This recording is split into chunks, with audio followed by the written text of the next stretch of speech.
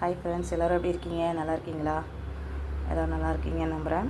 இன்றைக்கி நம்ம கிச்சடி செய்ய போகிறோம். கிச்சடிக்கு தேவையான பொருளை எடுத்து வச்சுருக்கேன். வெங்காயம் நீட்டாக கட் பண்ணிக்கோங்க.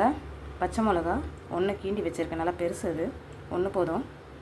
அப்புறம் இது கருவேப்பிலை, கேரட் பீன்ஸு, கடலைப்பருப்பு, உளுத்தம்பருப்பு, ஹோல் ஸ்பைஸ், கொஞ்சம் ரவை தேவையான அளவு. இப்போ கடாய் வச்சுருக்கோம். கடாய் சூடானதுக்கப்புறம் எண்ணெய் ஊற்றி தாளிக்கலாம்.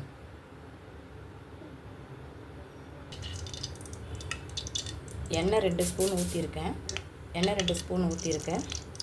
எண்ணெய் சூடான பிறகு கடலைப்பருப்பு, உளுத்தம்பருப்பு போட்டு தாளிச்சிடலாம். எண்ணெய் கொஞ்சம் சூடாகிடுச்சு. இப்போ கடலைப்பருப்பு, உளுத்தம்பருப்பு போடுறேன்.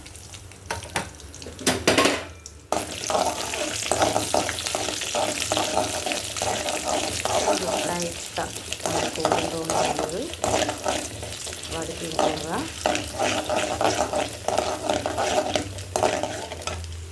போதும், இந்த அளவுக்கு இருந்தால் போதும்.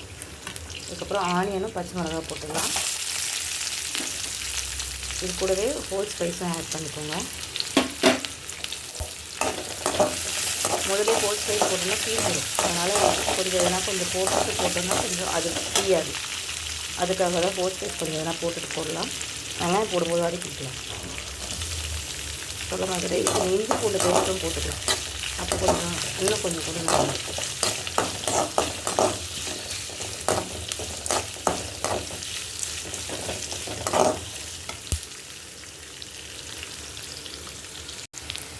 நல்லா இந்த அளவுக்கு வதங்கினதுக்கப்புறம் நல்லா வதங்கிட்டுங்க. நல்லா கண்ணாடி வதங்கினதுக்கப்புறம் கேரட் பீன்ஸு கொஞ்சமாக போடுங்க, ரொம்ப போட்டால் வேகாது. அதனால் கொஞ்சமாக போட்டு தண்ணி ஊற்றி குடிக்கணும். நல்லா எண்ணெயே ஸ்டார்ட் பண்ணி நல்லா வதக்கிக்கணும்.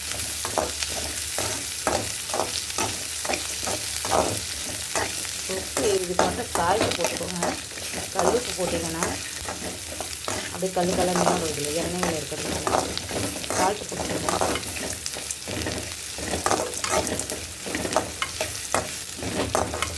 கொஞ்சம் சிம்மில் வச்சுட்டு சால்ட்டு போட்டுக்கலாம். நம்ம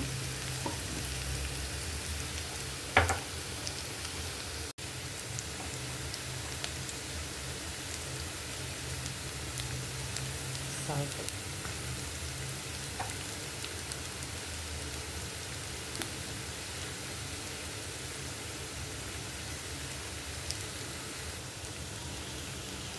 மஞ்சள் கொஞ்சம்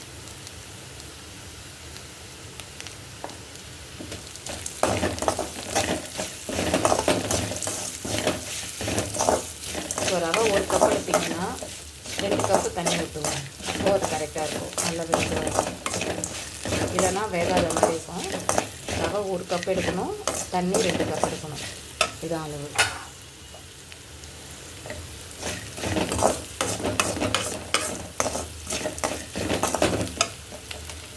இதில் நெய் ஊற்றினீங்கன்னா இன்னும் நல்லாயிருக்கும். நல்லா ரிச் டேஸ்ட் கிடைக்கும்.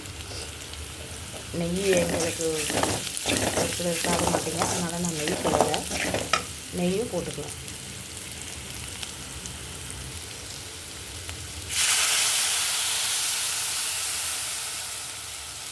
தண்ணி ஊற்றி வச்சு இப்போ நல்லா கொதிக்கட்டும். கொதிச்சதுக்கப்புறம் தண்ணி இன்னும் கொஞ்சம் ஊற்றின தண்ணி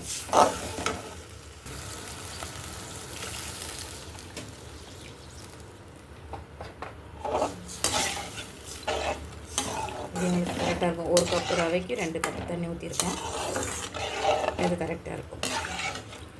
இப்போது உப்பு டேஸ்ட்டு பார்த்துட்டு இது கொதிச்சதுக்கப்புறம் பார்க்கலாம். ரவை கொட்டும் போது வீடியோ ஆன் பண்ணிட்டேன்னு நினச்சிட்டேன்.